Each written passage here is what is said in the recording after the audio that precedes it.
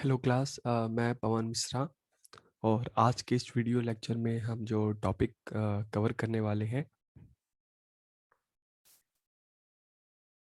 एक इमेज दिख रही होगी आपको। हाँ, ये डॉक्टर बी आर अम्बेडकर। तो आज के इस वीडियो लेक्चर में हम जो फिलॉसफी पढ़ने वाले हैं, डॉक्टर भीमराव अम्बेडकर की हम फिलॉसफी पढ़ने वाले हैं।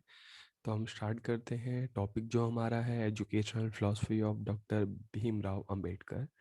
डॉक्टर बी आर अम्बेडकर का शिक्षा दर्शन। तो हम इनके बारे में सबसे पहले इनकी हम बायोग्राफी देखते हैं। Doctor Bhimrao Ambedkar, an eminent Indian jurist, economist, politician, social reformer, educationist and the architect of the Constitution of India, was born on 14 April 1891 in the Mau, Madhya Pradesh. He was the 14th and last child of Ramji Maloji Sakpal and Bhimbai मुरबादकर। प्रख्यात भारतीय न्यायविद, अर्थशास्त्री, राजनीतिज्ञ, समाज सुधारक, शिक्षाविद और भारत के संविधान के निर्माता डॉक्टर भीमराव अंबेडकर का जन्म 14 अप्रैल 1891 को मध्य प्रदेश के मऊ में हुआ था। वह रामजी मलोजी सकपाल और भीमाबाई मुरबादकर की चौदहवीं और अंतिम संतान थे। तो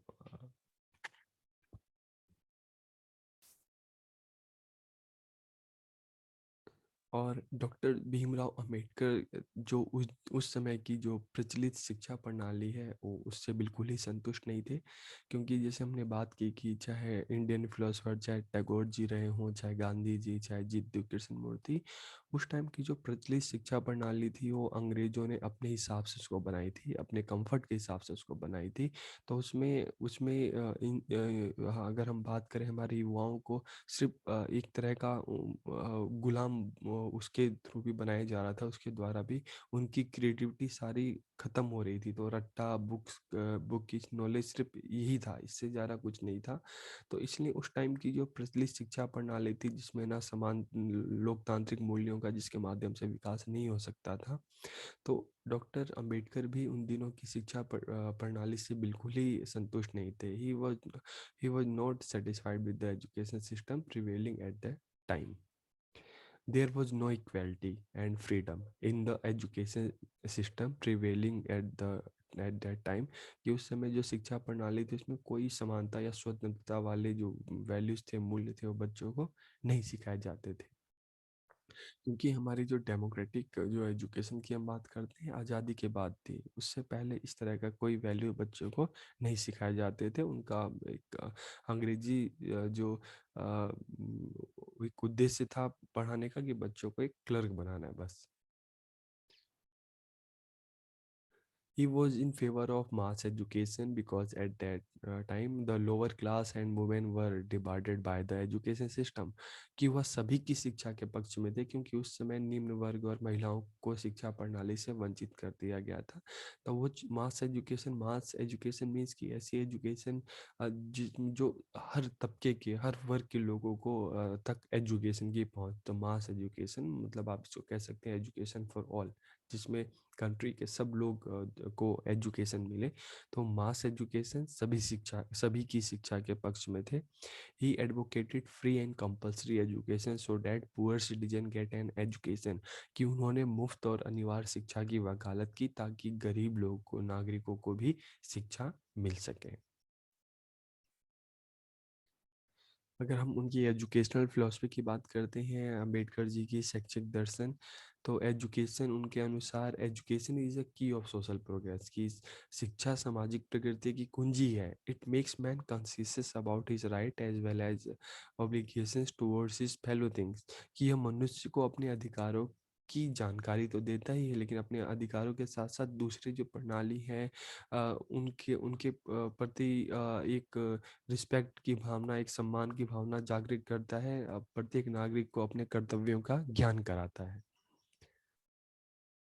Dr. Ambedkar said education is not only bright light of every human being but also a weapon of social change। की शिक्षा केवल हर इंसान का जन्म सिद्ध अधिकार नहीं है, इसके साथ साथ शिक्षा जो है सामाजिक परिवर्तन का एक हथियार भी है, एक साधन भी है। तो शिक्षा एक जन्मसिद्ध अधिकार भी है हर किसी का, और उसके साथ साथ सामाजिक परिवर्तन का साधन भी है।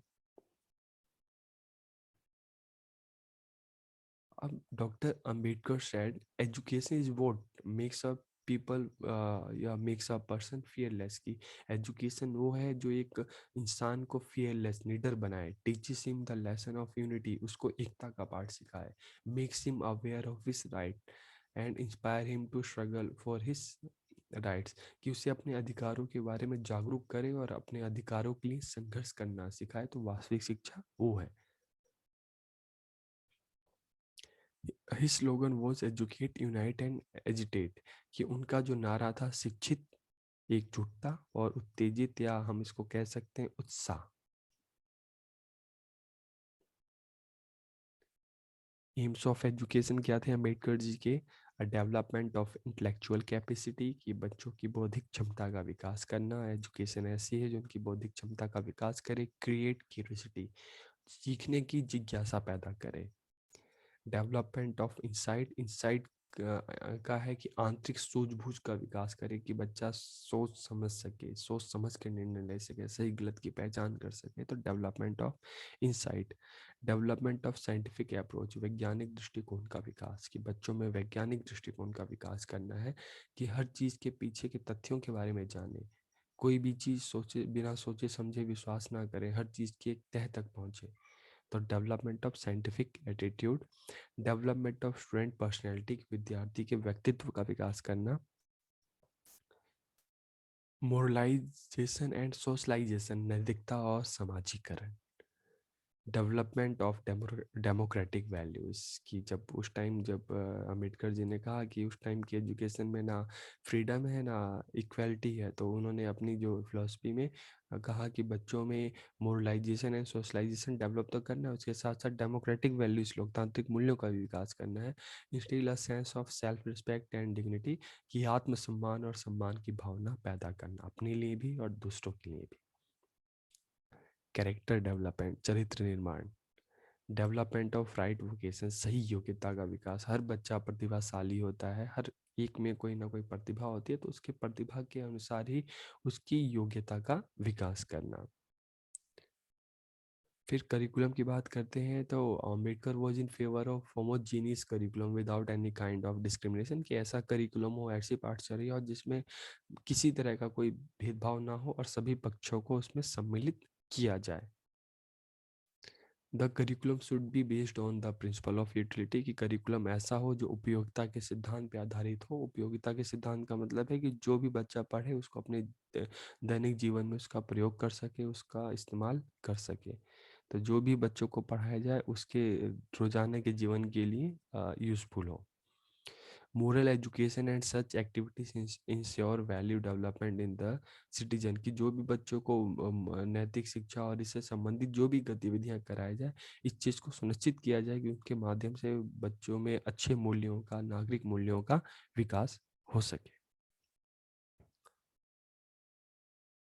Ambedkar gives much importance to science and technology course and with other subject like language, history, geography, कि अम्बेडकर ने विषयों को, अन्य विषयों को जैसे भाषा, इतिहास, भूगोल के साथ साथ साइंस और विज्ञान और प्रौद्योगिकी पाठ्यक्रमों को बहुत महत्व दिया।